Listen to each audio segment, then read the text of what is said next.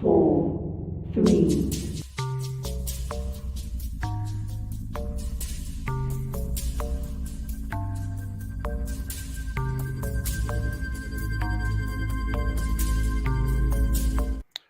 What's up, everybody? Welcome to a special Thursday night edition of Well That Effin' Figures. Tonight we have a special show for you.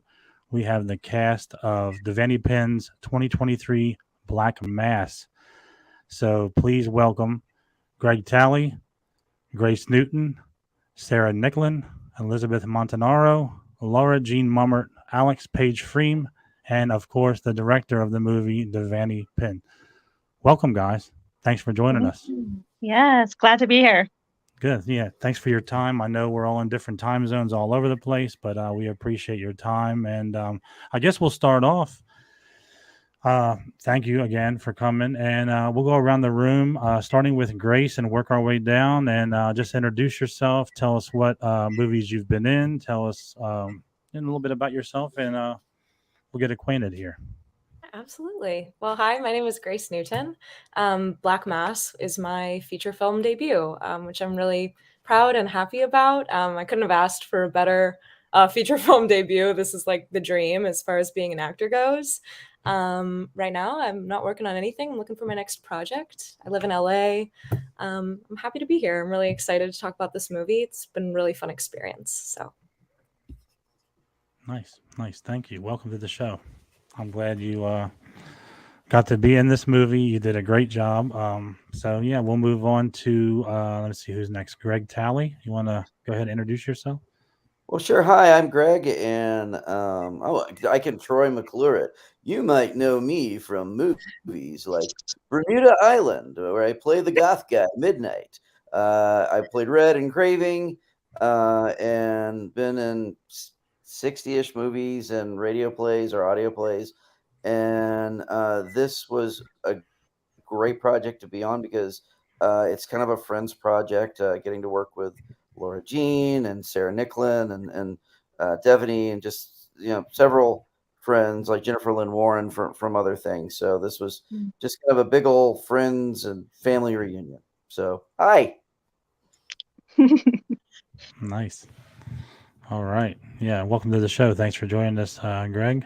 We'll move on to Lara Jean Mummert. Hi. No, it's kind of weird because people always say my last name wrong, but it's Mummert. Oh, Mummert.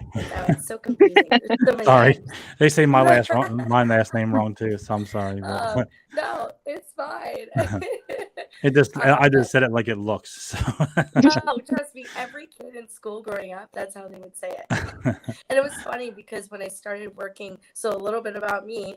I puppeteered as Elmo for Sesame Street Live, and so a lot of my friends would make fun of my last name and say, "Oh, it looks like it says Muppet," so like be like Mummert the Muppet or something, they'd be really harsh with it. So I started out as with theater and grew up in theater in New York City and traveled and toured with theater, and then my first film was To Jennifer.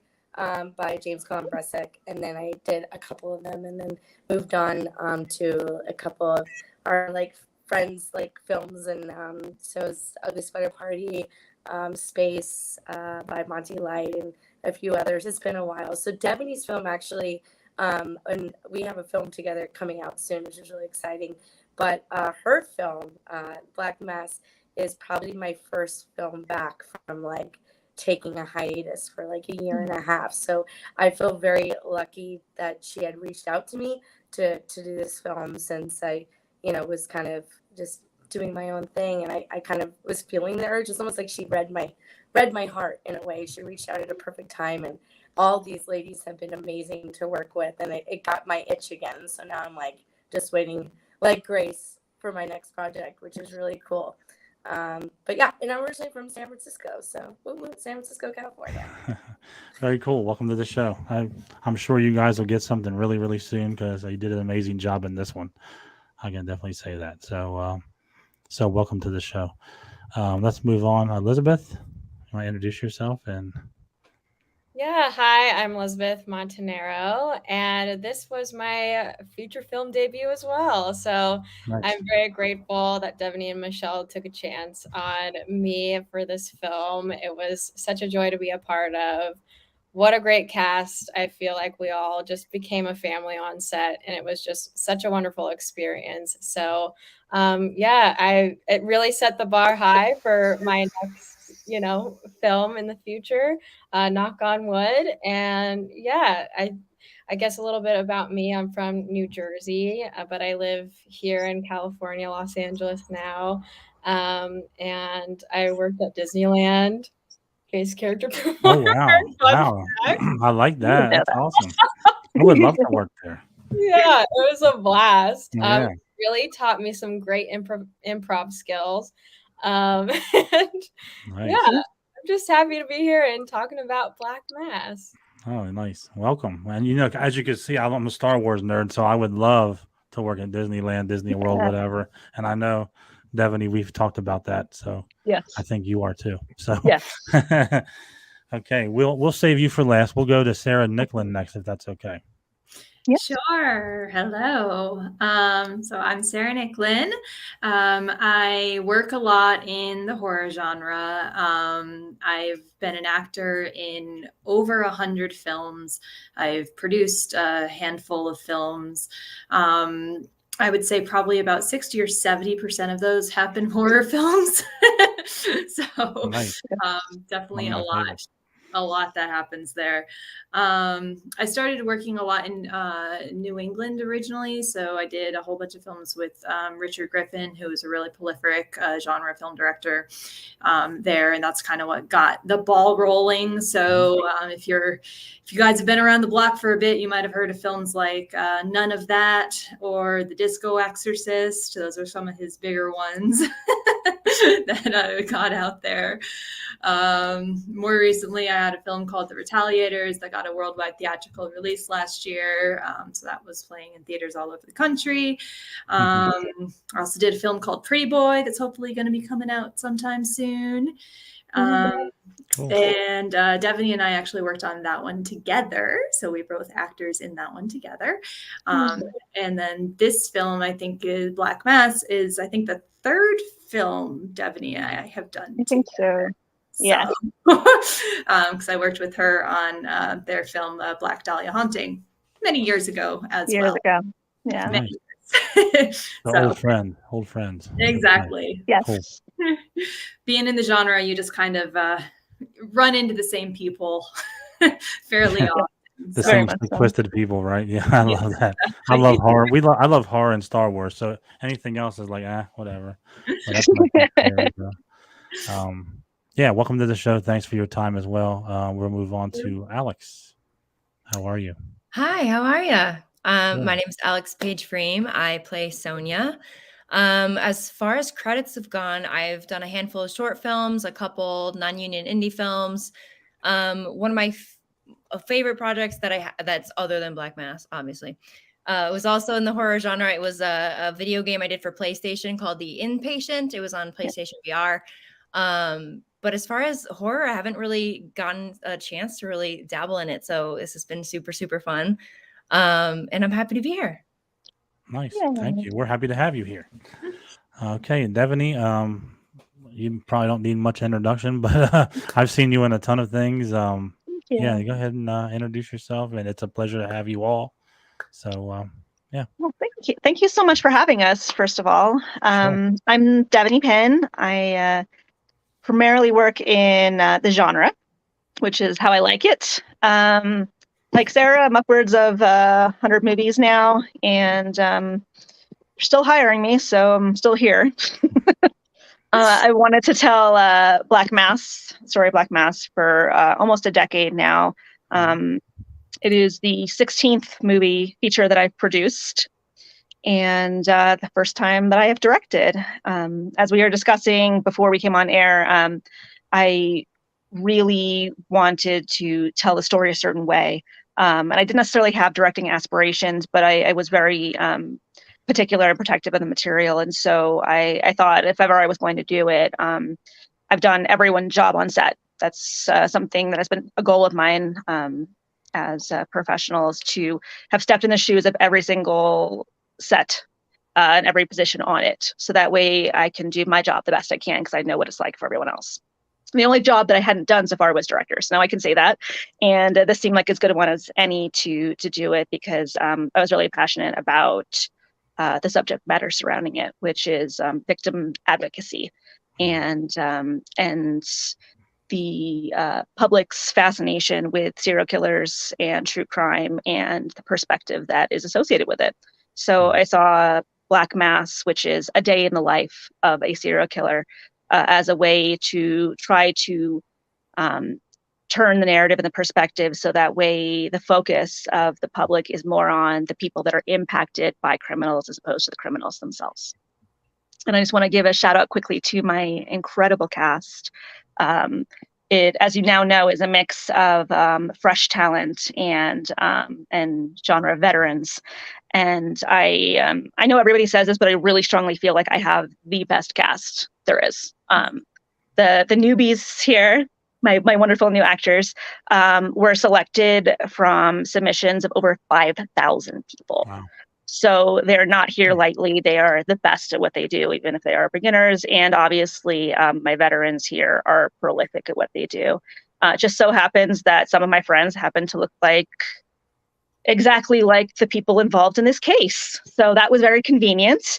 And it just so happened that my actors that are joining us also very strongly resemble them and are phenomenal performers and professionals. So I really just have an incredible team that I think were very effective at establishing the essence of who these people really were in a very short amount of time, which is an incredible feat to do as a performer. So you guys have now seen the movie, so you know what I'm talking about. Yeah, I was gonna say, very good movie. We had the honor of seeing it probably before a lot of people. For Most people, yeah. Yeah. And I watched it twice. I wanted to make sure I didn't miss anything. And all of you did an outstanding job. Everything from the directing to the acting to the subject matter. Everything was just spot on, and I enjoyed it so much. My wife, she loves this true crime type of stuff, so she even said, let's watch it again. So it was really, really good. So kudos to all of you guys. Very good job. I may quote her, just so you know. Let's watch it again. Yes. Yeah, exactly. Yeah. I'm probably going to watch it after this is over again, to be honest with you. But being the severity of the role and how tragic, did any of you have any qualms about like accepting the role in this movie? Or was it just like, yeah, I'm gonna do it and learn from it and see what happens? What was your take on it? Any of you? Doesn't matter who. I came on fairly late to the project, and love working with Devanny, and honestly, it wasn't. It was the Steve Carell. It wasn't just yes. It was like yes. I wanted to jump on, and then when I saw the call sheet and just all these wonderful actors who were part of it, it was very exciting. And there was another actor who I stepped into the role to replace, and that was kind of cool, and getting to work with Lou Temple. So it was just a dream cast, and Devanny did a great job casting everybody, and it was it wasn't so much the subject matter as the people steering the ship, and knowing how good that Michelle Romano, the producer, and the rest of the producing team, and Devanny were and plus Brandon Slagle, Devanny's partner. It was just like it was a no-brainer. Thank you.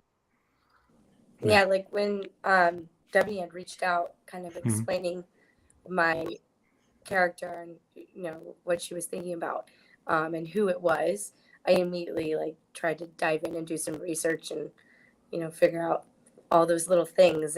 But of course it's like I can't say no to Devanny. I love working with Devanny, but at the same time it was when she's explaining, okay, this is what's happening, this is storyline, this is, the vision and things like that, just more and more. Of course, I love, and I'm sure I could speak for everyone here, we all love being a part of projects that aren't just a project that's like, we just pooped it out of our butt, like we want to be a part of project. Alex is thankful for my life. Thank you.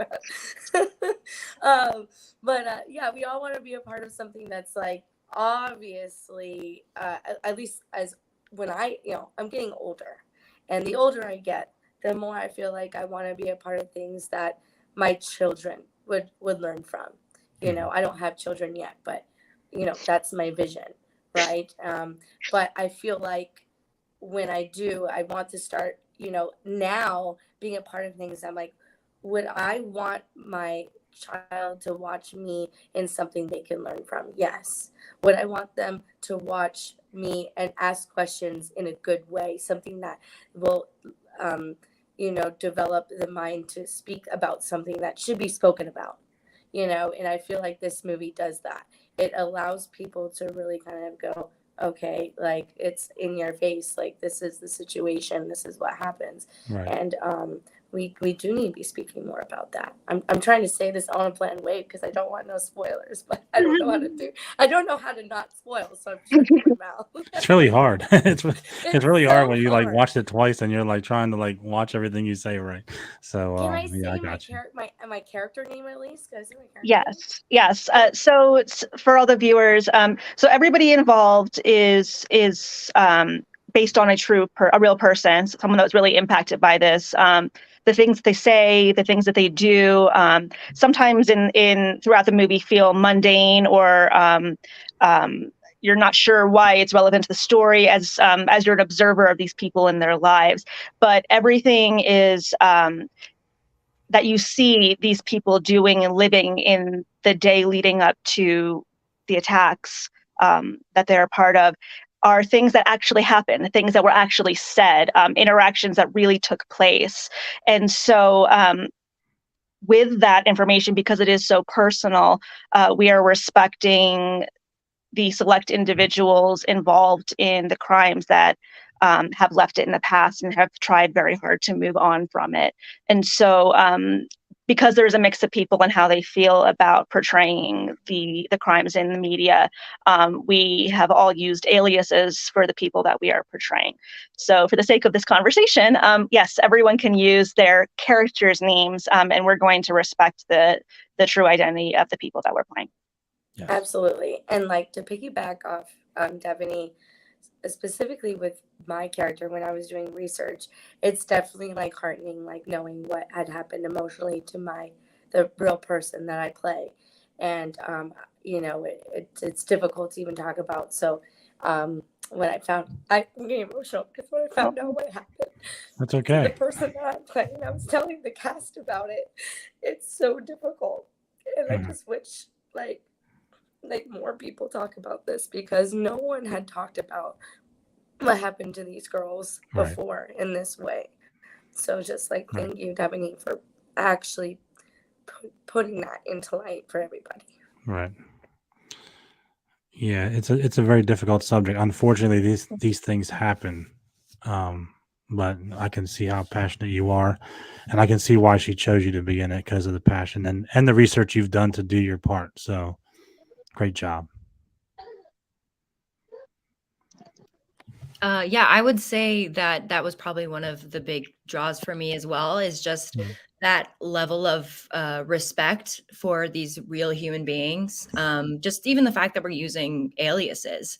I think a lot of times when these types of stories are portrayed, not only are we glorifying the villain, really. I mean, you're having like these heartthrobs in Hollywood play these terrible, terrible people, and it's all from their perspective, and all the victims are kind of, cast aside in a way. So I think to really turn the tables and really not only tell the story from their perspective, but to have that level of respect of like, a lot of times these victims' families don't have any say in these stories being portrayed. And like Devanny had mentioned, they don't, they're not respected really. And they're not portrayed in in the right way. So I think the level of care taken was a really big green flag for me and made me really excited to be a part of it. Awesome. Yeah. Yeah, I can see the passion in all of you with these parts, and it showed in the movie. I enjoyed it, like I said. And Colin, you had a question about how they glorify like Well, serial killers. before I wanted to ask Devanny what and now if there's not a way to answer this without, is it what, like, how do I want to say this? What drew you to this story? Like, do you have a connection to it somehow, or That's a great question. So the short answer is I'm very passionate about true crime and criminal psychology. I played a lot of villains in movies I did over the years, and when I finally got an opportunity to play someone that was a real character, a real person in real life, someone's true story, it really changed everything for me as a performer, as a storyteller. And before then, I loved playing the villains. I like to play the bad guy in horror movies. But that line was drawn between fantasy and reality. When we crossed that line a little bit and had to tell a real story, and I had to play a villain that did horrible things to people for real, it was an entirely different effect on me. And in my fascination with true crime, it just really changed my perspective. And so from there, my partner and I ended up telling the story of Charles Manson and the Manson family. And we were the first people to tell, obviously, a story that was pretty well known, but we told the story of the people involved, not the cult leader who did these crazy cool attacks. We told real people who really were from all walks of life, got sucked into a cult, and ended up following what was supposed to be a happy family life into, a very dark turn. And why?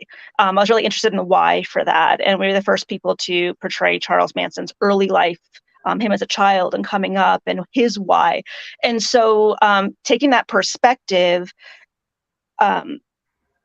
people really resonated with it. We started with death threats for giving this guy more attention and more fame and more press. And then when people saw the perspective that we were telling with it, it did incredible things. It really changed a lot of lives for the better. It gave a lot of people closure. It started changing minds and changing the way people thought about it and approached the subject matter.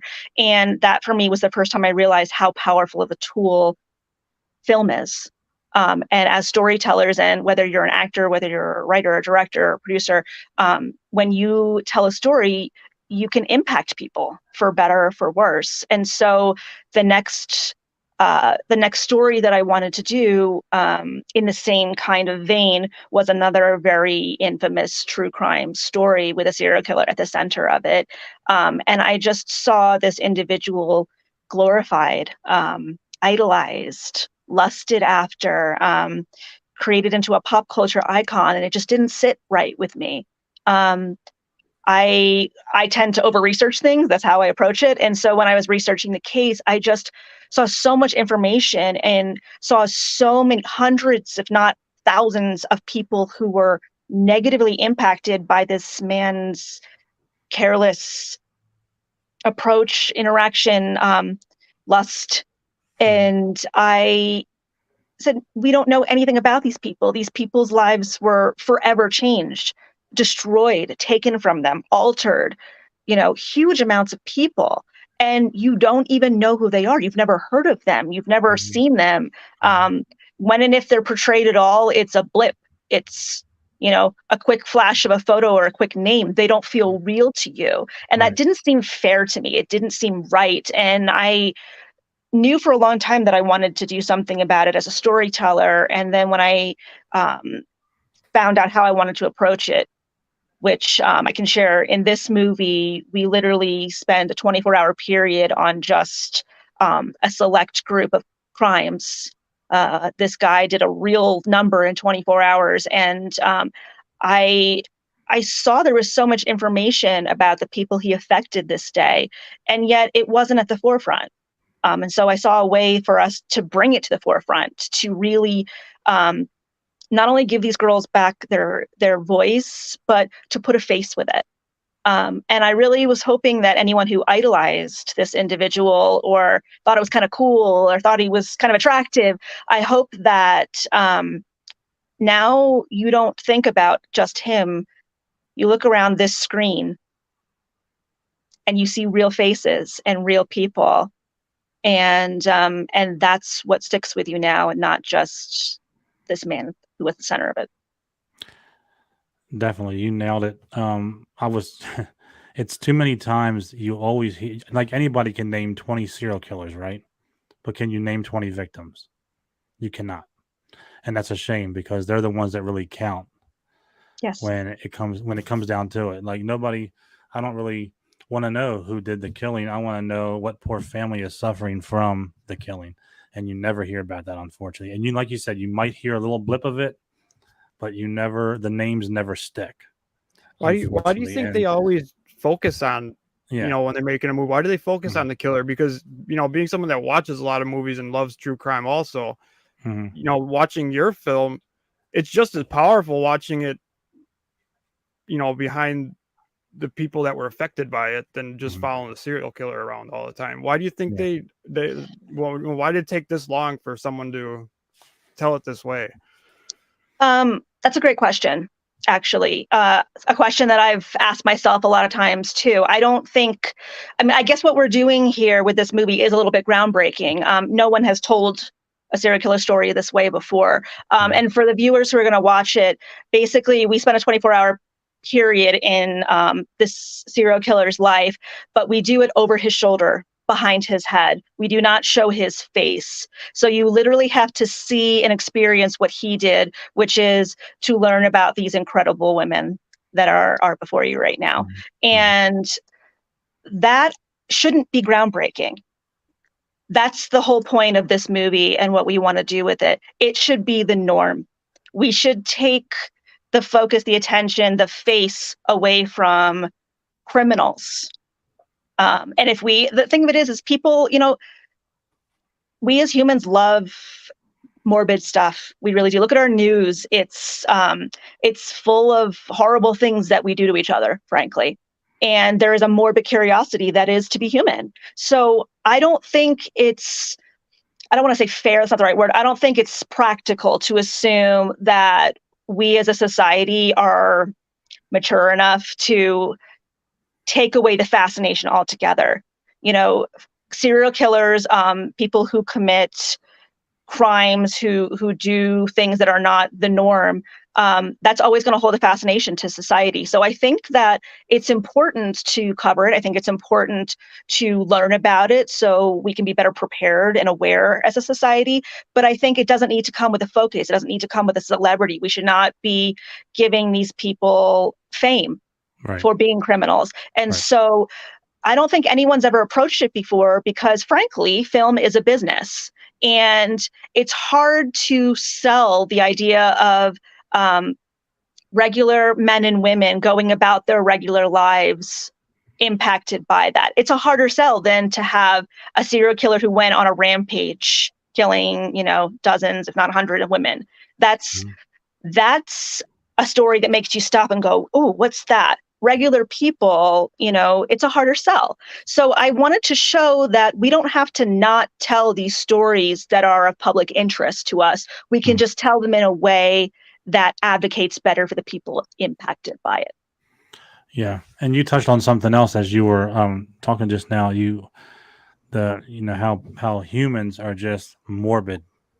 So, for example, even if you're scrolling through Facebook, you're like, oh, yeah, this person went to a picnic. This person went to oh, somebody died.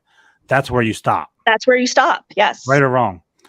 And it's sickening, but it's true how that happens is like, you know, I don't know that people look for bad news or it's just what sticks out or what, but when you said that, that stuck out in my mind. Like, yeah, I mean, even like Facebook, you scrolling through and yeah. Oh, look at this, you know, and I think you never think of the other side of the coin, too. you know, you never do. As humans, I feel like we're afraid of death, so we're fascinated by it. Yes. Like almost everyone out there is a liar if they said they're not afraid of death. You know, like Yeah. I just feel like that causes fascination because we're wanting to know what it's like in some weird way. And whether we don't know we're doing it, it's like subconscious. We're just so fascinated by the idea of it because we don't want it. It's really I think also a part of that could be that people also want to maybe learn what they could avoid doing. Right. Yeah. So it's like, maybe if I learn about what they did, I could know that I would make a different choice and I wouldn't end up that way, but it's not. Yeah. Well, it's funny you say that because I was watching the movie, and when the assaults were happening, I'm like, well, and I'm putting myself in your shoes, like, okay, maybe you're asleep or whatever have you. I would do this, and I know you wouldn't. Like, I wouldn't have time to do that, so I'm just bullshitting myself anyway. So it's like you don't have time to think when you don't expect something to happen.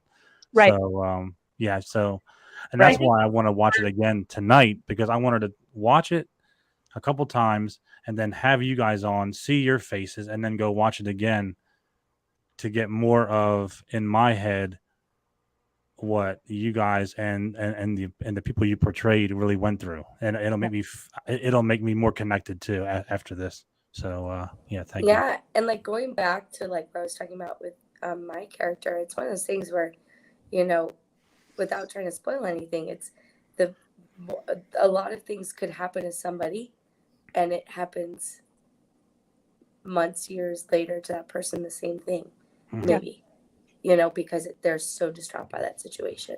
So it's so fast. Like when a friend loses a friend and is a friend, and you hear about, you know, this friend lost their life or this, that, and the struggle that other person had. And these girls, not only were they maybe this situation, whether they were a part of it, something, or they were still a part of it no matter what. And that's what's so great about what Devanny did, is everyone was affected. Every girl that was there was affected. Yes. And it's crazy to think that could happen. That even one thing, bad thing happening to somebody could affect thousands, hundreds of people in some weird way. And like she was saying earlier, like the way she filmed it, it's kind of like first person. So you're actually this person, like, and it almost makes you feel I love like, that you said that. Thank you. It almost makes you feel like, and I'm not just saying this, it almost makes you feel like you're him. And like, what the hell's going through my mind at this point, you know? Yes, And that's honestly, that was intentional. I wasn't sure if we picked up on or not. We tried to dance delicately between over the shoulder and first person, but that's very much it, because I wanted people to literally step into his shoes. So you see, and there's certain scenarios, you know, I think a lot of guys would be, and maybe women too, would be lying if they said they heard a bunch of beautiful sorority girls, you know, dancing in the front yard and, you know, partying inside, if they wouldn't want to go peek through the blinds. I think a lot of people would lie. So there's a lot of raw human instinct in this movie that then veers to a very, very dark place that this particular individual did experience, thought about. And so you literally, as a person, can step into his shoes and maybe even enjoy elements of the movie. And then when you see where it leads you, realize, oh shit. Yeah. It's, you know, what did I do? What did he do? Yeah, that's exactly what happened. Yeah. It was powerful. Yeah. Yeah, there was some definite powerful scenes for sure. Yeah, definitely. I think that's one of the other elements that Devanny did really well with this film, is because you are placed in the position of being the killer, is that when the violence does happen, it's so unsettling. And it really, I think, has a really, really strong impact, more so than it does in any other horror film where it's just a standard slasher and you're not really as connected as the killer, but by being as the audience in the position of the person that is stalking these women, I think that it's just really, it's very, very effective. All of the gore that happens. And the sound. I mean, my partner is a sound engineer, and she was just like, "Oh, chef's kiss! This this Foley is absolutely disgusting and visceral. And it's a sensory movie. So yeah, that's the sound was a real big. I didn't know about your partner. That's good to know. I have to talk to her. It's a very, to complete that full experience. I know a lot of the girls, since you've watched the movie, they were very separate in their world intentionally. So they missed part of those experiences. But to really put you in his shoes, you kind of hear what he hears. You experience through, because we don't see his face for the movie. You need those elements to immerse yourself in the world. And so sound, I think, plays a bigger part in this movie, maybe even than other horror films would. Yeah, he did a phenomenal job too. By the way, I just want to throw that out there. Yeah. It's dark. You can't see everything with that sound, and it's definitely when this spooled out and was played last week. In France, it was the audience gasped and winced. And I mean, when we say visceral reactions, it was a packed room and people were like, "Oh," and just that sharp intake through your teeth, like, "Ooh," it was painful. And I think encapsulating pain is really one of the biggest inflection points of this movie, because I mean, this is an inflection point. This is a, in modern parlance, this is a marked safe from incident, like when something goes down, and when they say this impacted everybody who was involved in this marked safe from incident. I mean, it changed everyone's life who had to deal with this monster. I'm telling you, there's certain parts of the movie where I actually thought it was like the heavy breathing. I mean, even the heavy breathing that he did, it's like, is that me? It's really weird. It was like such a first person experience for me.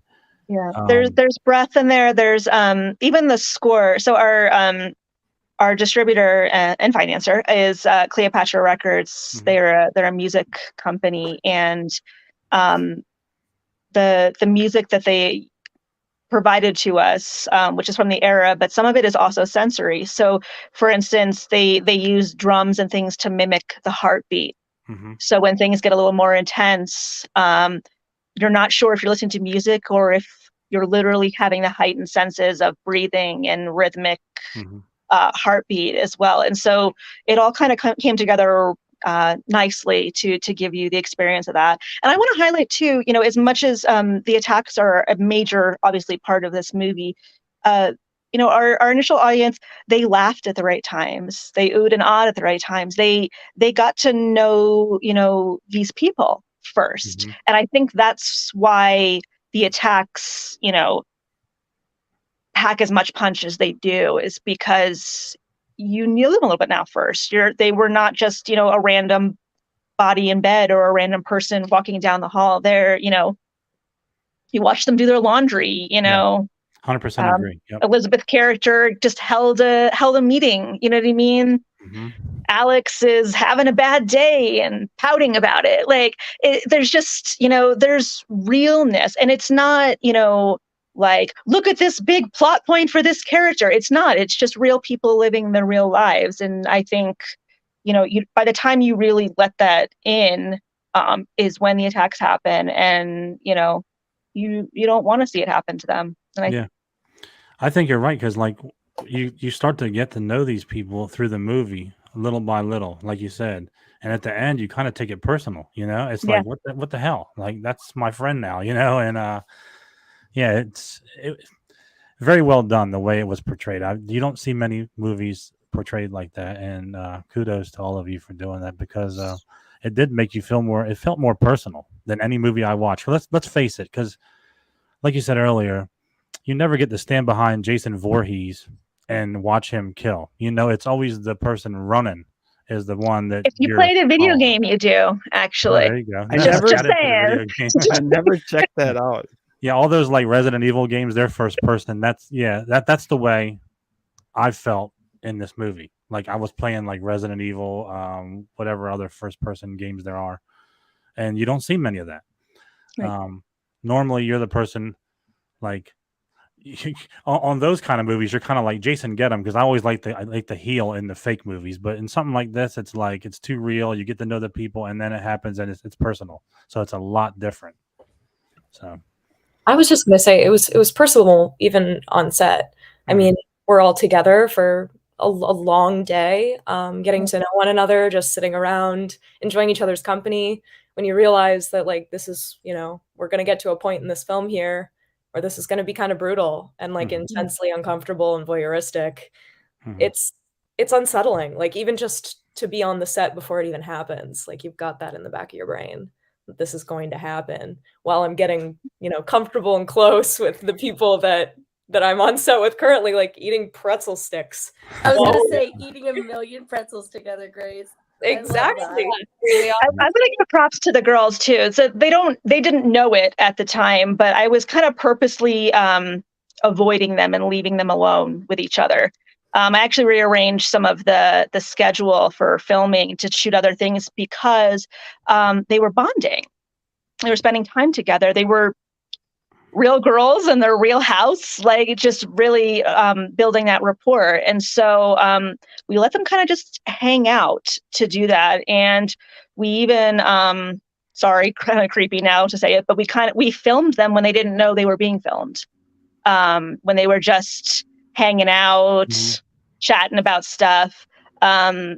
We let the cameras roll on certain moments to just capture the authenticity of these women spending time together, laughing, joking, folding the laundry, eating pretzel sticks. It's there, and a couple of those moments are in the movie too. So it was just the voyeuristic element of it is authentic, and so so was the chemistry with some of these amazing women.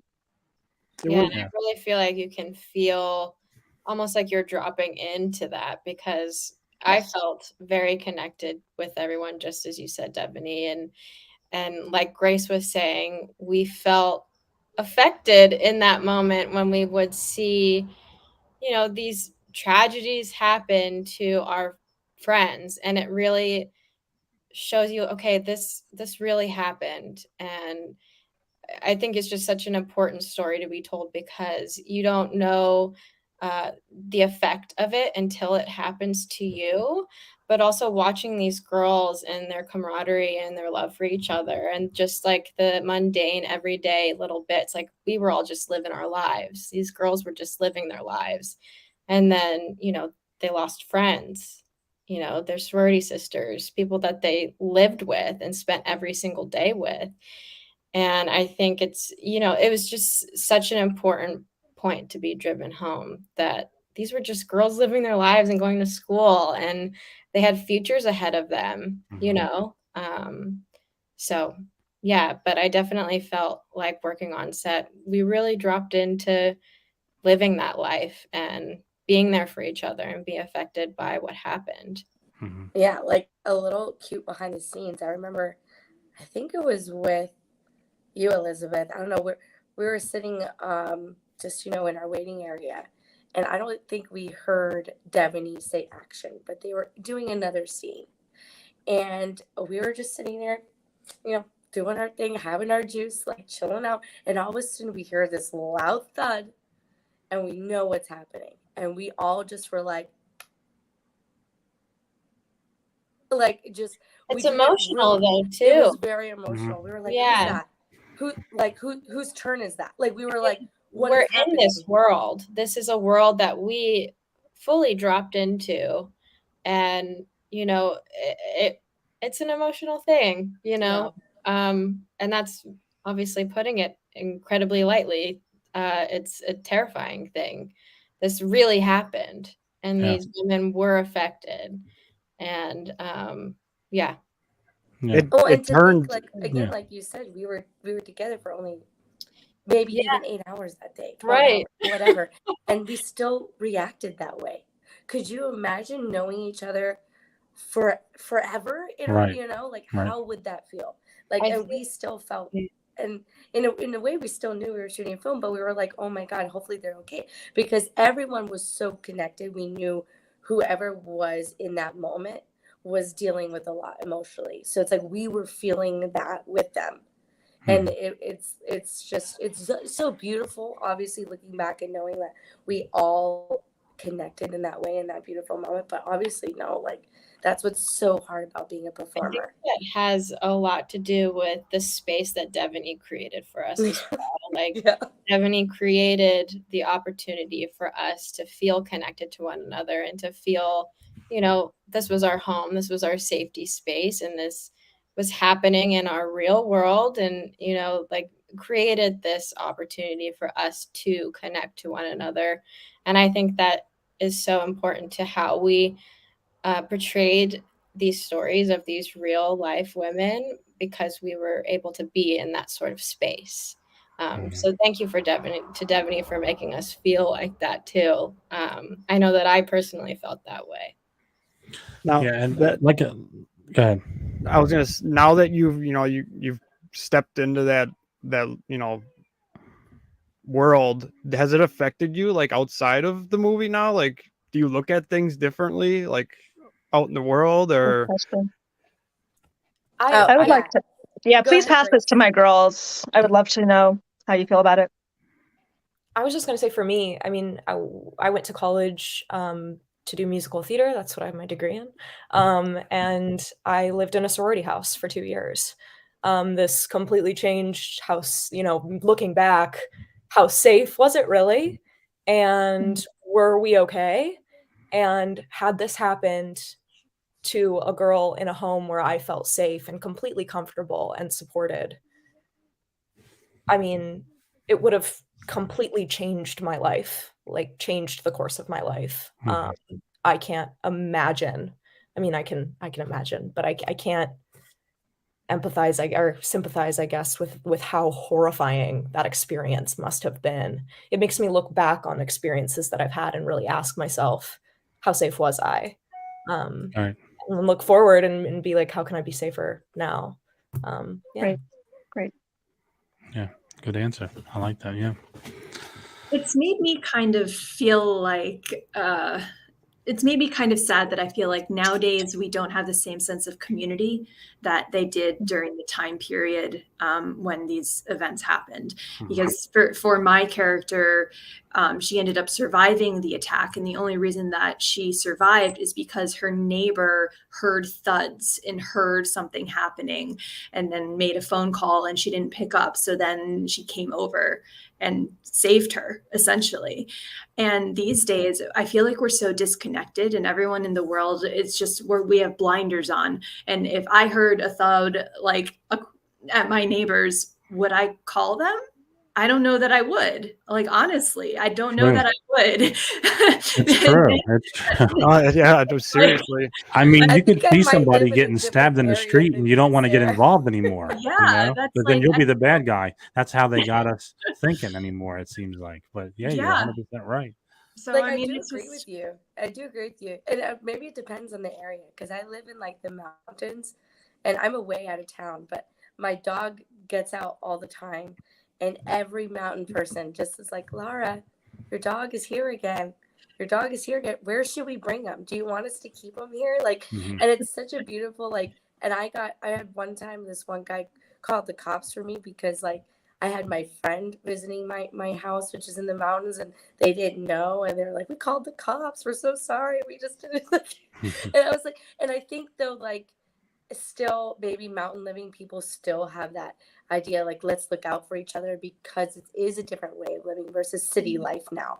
It's so, like, I agree with you, Sarah. Like, when I was living in New York City, like, no one cared. Like, oh, another noise, another thing. Ugh, annoying. Eye roll. Yeah. Everybody's just caught up in their own stuff, worrying about their own, I mean, let's face it. I grew up in a city, but it was a smaller city of Wilmington, Delaware, and it's like you hear a gunshot and you're like, just another day. So you don't really go looking around for like what happened. It's just you hear ambulance, you hear cop car. Unfortunately, every day, and Yeah, But I so think it also has to do with friendships, like the way they are now too. I feel like social media makes it very like, oh, this is my friend, this is my bestie, but I've never met them. But this is my bestie.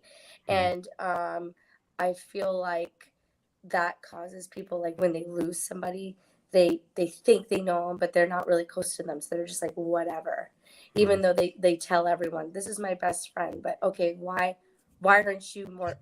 I guess everyone grieves differently, but it's like, why aren't you more sad about this if this was your best friend? But that's social media, and that's kind of pushed people away, and people aren't as close anymore. I will say I have maybe like, I feel like that's why I like working in film and theater, because like I have forced myself to like hang out with people. You know, it's like, I get you, like I understand you, like I actually could call you a friend. yeah, it's true because I have more friends in the community that we do podcast and our collections, and I have more friends in this community than I have actually that I can talk to face. And it's sad, but that's just the way it is. It's like people have kids, they move on, they do things, and you just don't keep in contact. But through the community, like I've met some really awesome people. Like me and Colin never met each other in person, so people are surprised by that. But we're just two crazy people who want to do a podcast, and we agreed to do it, and here we are. So it's really for the best. I mean, We'll have to get you guys together at some point just for fun. we were close. It'll happen. Yeah, it'll happen. It'll happen. Sarah, Wow. do you think your character would have lived if this had happened today? Ooh, that's a very good question. I am not totally sure that she would have, just because I feel like people are so in their own bubble and self-evolved, and they don't want to. We don't have the strength of the relationships that they did back then, because so much of our relationships are through social media and through the internet. I also feel like in this day of social justice, people are afraid to step out of line, afraid. That's a good point. Thing that they might end up getting called out on in a negative way. And so I feel like there's a lot less connection between people in a community sense. So if this was to happen these nowadays, I honestly don't know if my character would have survived. I play devil's advocate and say that we also have more surveillance and more automation. And what would this movie have looked like with Ring or Nest cams? I mean, it's the kind of thing where maybe even if we're not chatting on the day-to-day basis, someone pulls out their smartphone and it's already dialed 911, or they see the picture on their monitor on their phone and they're like, the creepy weirdo outside, I'm calling the cops. Right. So it's I don't know, I think it's 50-50 on whether or not maybe human beings would fail each other, but we live in an Orwellian surveillance world now, so it might technology's got us. Yeah, they might have picked him up, when he was just snooping on everybody. I mean, you never know. I mean, you never know. You don't know, but because he didn't have the most subtle of vehicles either. I mean, you know what I'm saying? Well, at that time, that was a popular car, though, too. Yeah, but the color, like, you want to get something darker, but I know. I feel like with Ring, I feel like with the fifth Ring notification, the girls would go through in that sorority house. They'd be like, "Okay, we really need to check up on this guy." They'd probably get their baseball bats ready and kick his ass, probably. For a million minutes. Well, it's funny that you say that, though, because I did write a note down that I love that you, without telling anybody what it is, I love that you kept it in the right era time without, like, some people do movies over as a remake and they modernize it. And I think, like Greg was saying, I don't think you could be as sneaky right now in the modern. So I'm glad you kept it where it was. So that was awesome. It seems like there's less serial killers currently. And I wonder if technology has a part in that. In the era in which this film takes place, It was literally this person in this case that got different jurisdictions to work together for the first time. It used to be you can commit a crime, go to the next county, and start fresh, and nobody would have any history of you. Yeah. And so this was one of the cases that started, putting together a nationwide base and history. So some good to come out of it, but it also makes it harder now, I think, for people to commit crimes of this sort consistently. I think you get some one-offs. Obviously, we have issues with mass shooters now, people who want to commit multiple murders in a quick moment while they can, because I think it is harder to have a criminal career, so to speak, with all the ways that you can be tracked and caught now. Right. Yeah, I mean, even going back to a movie that I watched over and over again for some odd reason, it was called The Stepfather. I don't know if you guys have ever seen it, where he kills the family, and then he just colors his hair, he shaves his beard, he cuts his sideburns, whatever, and he goes to another town, does the same thing again, meets another woman, kills the family, or tries to, and he pays everything cash. It's not that easy. I mean, 2008, we didn't even have as much technology as we have now. So even, 15 years ago, it's a lot different now. So when I watch that movie, I'm like, I don't even think he could get away with what he did now. So it's a little bit more difficult. Well, I mean, and hopefully with technology, with public education, and awareness and advocacy, hopefully there will be significantly less crimes of this sort. Hopefully, there's enough information now for victims to be aware, take precautions. Hopefully, even if it's simple as having these kind of conversations on your podcast about community, maybe people will start to look out for each other a little bit more as well. Like there's lots of opportunity to learn from situations like this and grow and be more prepared and have a better understanding of how to take care of ourselves and each other. Definitely.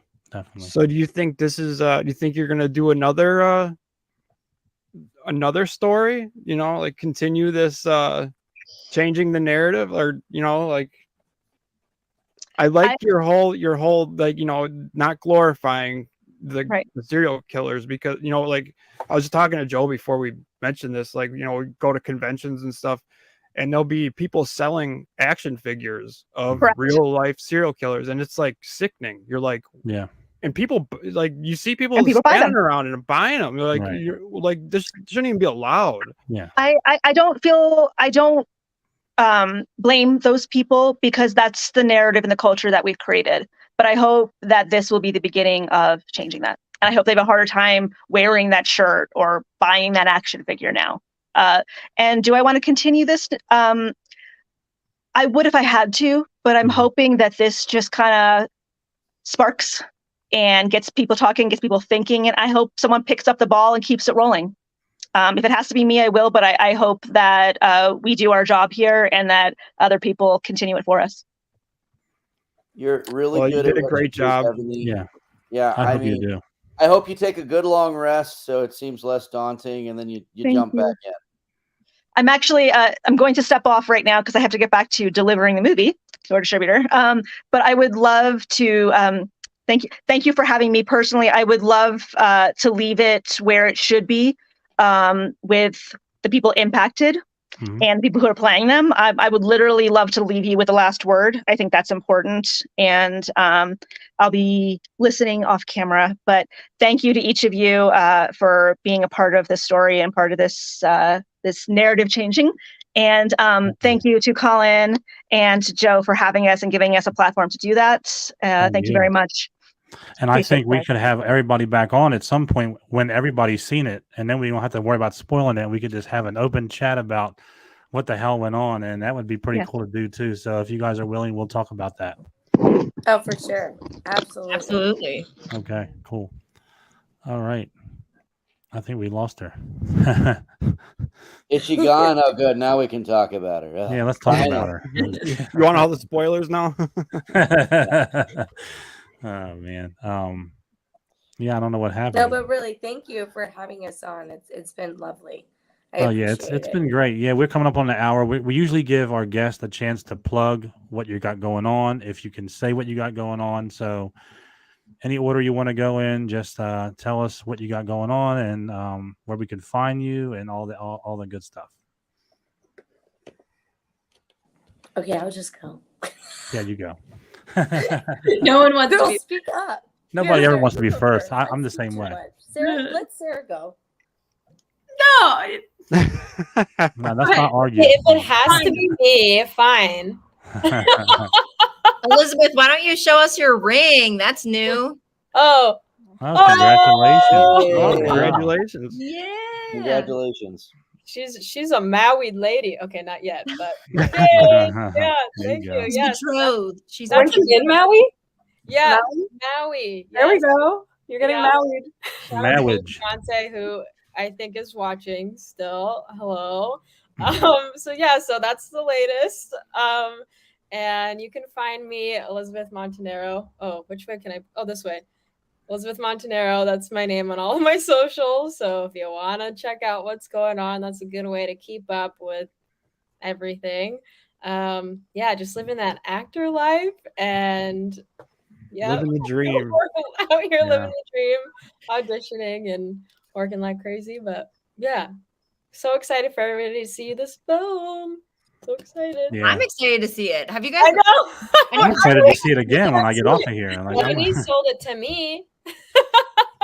It's good, guys. The audience was really receptive. When they showed it at Cannes last week, packed house, lots of favorable audience response, and that people reacted appropriately at the right moments. No bad laughs. Just a really solid film that captured. Honored the victims and made the glorified killer into the disgusting incel loser creep that he actually was, and deserves to not have his name mentioned and just be known as the piece of garbage that he was. Exactly. Amen. Well said. Yep. On that note, Greg, plug yourself. Well, speaking of pieces of garbage, you can find me on social media across all platforms at Real Greg Talley. I'm in a film called Devil's Night with Sarah Nicklin that's going to be coming out soon. I had the honor of playing across from her, and I'm super thrilled for that one to come out. If you see me falling asleep on the podcast, it's real because Devanny, Sarah, and I did see that. Yeah, sorry. Joe does the same thing. Joe does the same thing. Well, not on this one. I have done it on somebody else's. But fighting jet lag, I landed in LAX, drove north to Seattle, and I just wrapped Finding Estrella. That was filmed up here in the Seattle area, so it's been basically like 3 transatlantic flights back to back. So it's not you guys. You're great. Hey man, I was all out snoring when I fell asleep, dude. I was out. I was out like a light. Yeah, he made him take the episode down. Yeah, I made him take it That's down. how good it was. Yeah. It wasn't actually a podcast. We were watching a wrestling show live, and it was. Yeah, I was beat ass tired. So yeah, that's my defense. But you didn't snore, so that's good. Oh, thank God! I'm a champion snorer. It would have been heard across the internet. It would have been. I think you played it off great. Yeah. Couldn't even tell. I just thought you were squinting for a minute there. So you're quite the actor. So yeah. So and Elisabeth, congratulations. That's wonderful news. It's it's nice to be engaged, and that's super thrilling for your future. So congratulations. That's the best part. Enjoy it. Thank you. Yeah, it's very exciting. 3 weeks ago yesterday, so we're just floating. Yeah. Thank you. Nice. Well, I can go next. Okay. I'm Grace, or this way. Yeah, there we go. Grace with 2 underscores, my last name Newton on Instagram. I update my website pretty frequently, so if you want to see what I'm up to, it's gracenewtonactor.com. Yeah, I don't have anything much coming up. I'm hoping to see everybody at the Los Angeles premiere of this film. Nice big reunion. I can't wait to see it. I'm glad to hear some good positive reviews from people who have. Super jealous of all of our Cannes goers who got to go see it. But yeah, super excited. Really. Maybe we'll get invited to LA. What do you think, Colin? Yeah. Well, I think you'll all be very busy after this premieres because you all did an amazing job. Yeah, you really did. So, does anybody else want to go next? I don't think Alex went, right? I've not gone yet. No. My Instagram is @livethefream. It's like dream, but with an F. Okay. I said that one wrong too, huh? Oh no, you got it right. Oh, I did. Okay. Because I'm 50% here with the names, but sorry. You got it. No, you nailed it. You nailed it. Yeah, that's pretty much where I update most of my things. Okay. The only thing I really have going on, I'm a bartender, so I got like 4 shifts next week. That's about it. But yeah, you can find me on Instagram. I'm super excited to see the film and to see you guys again. And nice to meet you, Colin and Joe. Nice to meet you. Thanks for joining us. Did anyone not go? I didn't go yet. I just want to also add from the screening that not only did it play really well, but a lot of people continue to talk about it afterwards, like you guys who have already watched it and want to go back and watch it again. So there were several people that even like days after were still coming up to us, which meant that they were thinking about the movie and that it really resonated with them. So I just think that's important to throw that out there too. I'm Sarah Nicklin. You can find me on all of the social things with Sarah Nicklin. Right now I'm filming a movie called Garden of Eden. Yesterday was my first day, and I'm going to be wrapping that a week from Saturday. And then, that movie that Greg and I are in, Devil's Night, should be coming out soon. The movie Devanny and I are in called Pretty Boy should be coming out soon. Nice. So lots of exciting stuff going on. Well, you all you ladies. I get to go. Oh, you go. Okay. Oh, you went first. No, I think she likes the limelight. Yeah. Go I ahead. like being the mom of the group. Go ahead, Mummert. Yeah, I am Lara Jean Mummert. All right, Mummert, go ahead. I like Mummert. You can just find my stuff that Lady Lara. I'm not gonna say anything else. It's fine. And by the way, it's Greg Tele. So I just Okay. Yeah, I screwed that one up too. Then you really botched it, man. I botched it. Yeah, I really let them have it. Well, that effing figures, but you know. So yeah, all you ladies did an amazing job. Even you, Greg, you did an amazing job. I can't wait to watch it again. I'm going to actually watch it tonight or tomorrow after work, just so I can get another perspective of it for sure. And I'm super just excited that I was able to see it even before you guys. So that's really cool. But I honestly feel kind of bad. I mean, I don't feel bad. I mean, Devanny should feel bad. I'm just kidding. But thank you all you guys for giving us your time. And yeah, we can't thank you enough for being on. And you did an amazing job.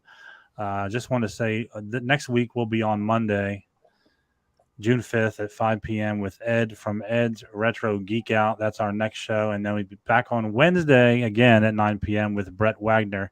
And he is the lost Leatherface from the Texas Chainsaw Massacre. So 2 cool shows coming up.